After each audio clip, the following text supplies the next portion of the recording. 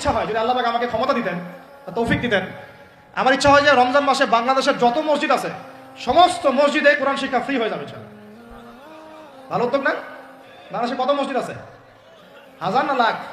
লাখ না কোটি? হয়তো কোটি কোটি মসজিদ থাকতে পারে। প্রত্যেকটা মসজিদে যদি বিনামূল্যে কোরআন শিক্ষা কার্যক্রম করা যেত রমজান মাসে, এক মাসে আপনি দেখতেন প্রায় মিনিমাম 5 কোটি মানুষকে কোরআন শেখানো যায়। তাও হাতে কলমে, তাও কি হাতে কলমে, বই দেওয়া হতো ফ্রি। আর ওই যারা টিচার ক্লাস নেবে ওদেরকে বেতন দিব, ভাতা দিব সরকার থেকে। দেওয়া যায় না? দেওয়া যায় না? আচ্ছা, যদি গভর্নমেন্ট নাও দেয়, আপনারা জাকাত থেকে দিতে পারেন, সদকা থেকে দিতে পারেন, পারেন না? নিজেদের পকেট থেকে দিতে পারেন, নিজের ব্যবসা থেকে দিতে পারেন, এলাকা ভিত্তিক দিতে পারেন, কত উৎস আছে না? যদি এভাবে প্রত্যেকটা মসজিদ থেকে কোরআন শিক্ষা কার্যক্রম চালু করা হয় রমজান মাসে, আমরা দোয়া করি আল্লাহ পাক যেন এই কথাটা পৌঁছে দেন উপরের লেভেলে, এবং তারা উদ্যোগ নেয়। জানি না উদ্যোগ নেবে কিনা, আমাদের দায়িত্ব পৌঁছে দিলাম। তো অ্যাটলিস্ট যদি সবগুলো মসজিদে নাও হয়, প্রত্যেকটা এলাকায় যদি একটা করে মসজিদও হয়, তবুও দেখবেন কয়েক কোটি মানুষকে কোরআন শেখানো যাবে ইনশাআল্লাহ। কোরআন ছাড়া এই জাতিকে আপনি ফিরাতে পারবেন না। কোরআন ছাড়া এই যুবকদেরকে মাদক থেকে ফেরানো যাবে না। কোরআন ছাড়া এই যুবকদেরকে জেনা থেকে ফেরানো যাবে না। এই টিকটক প্রজন্ম হয়ে এরা নষ্ট হয়ে গেছে, শেষ হয়ে গেছে। বাংলাদেশে আশঙ্কাজনক হারে এখন সমকামিতা বাড়তেছে। আশঙ্কাজনক হারে এখন জেনা, ব্যভিচার, পরকীয়া এগুলো বেড়ে গেছে।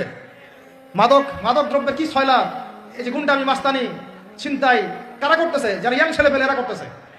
এদেরকে ফিরাইতে হলে কোরআন ছাড়া কোনো গতি নাই। আইয়ামে জাহেলিয়াতের সেই মানুষগুলো কোরআনের আলোয় শ্রেষ্ঠ মানুষে পরিণত হয়েছে। কথা বুঝতে পারেন নাই? আইয়ামে জাহেলিয়াতের সেই মানুষগুলা যারা একসময় নিজের মেয়েকে দাফন করেছিল জীবন্ত। ইন্না লিল্লাহি ওয়া ইন্না ইলাইহি রাজিউন। চিন্তা করা যায়? আপনি আপনার মেয়েকে দাফন করতে পারবেন জীবন্ত? পারবেন? বলেন। এরকম মানুষ যারা এই কাজ করেছিল, তারা কোরআনের সংস্পর্শে এসে সোনার মানুষে পরিণত হয়েছে। এই কিতাব আল্লাহ পাক নাজিল করেছেন ওই ঘরের উপরে উঠিয়ে রাখার জন্য না, মাঝে মাঝে বের করবো, ধুলা মুছবো, চুমু খাবার রেখে দিব, এই জন্য না। বাবা মারা গেছে, খুললাম, পড়লাম, সব বক্সাই দিলাম, এই জন্য না। শুধু এই কিতাব আল্লাহ পাক নাজিল করেছেন যারা আমরা হৃদয়ে ধারণ করি। কোথায় ধারণ করি? হৃদয়ে ধারণ করবো তো তখনই যখন আমি বেশি তেলাওয়াত করবো, বেশি বেশি পড়বো, সবাইকে পড়াবো, শেখাবো। আল্লাহ পাক আমাদের সবাইকে কোরআনের বিপ্লব ঘটানোর তৌফিক দান করেন। আমিন।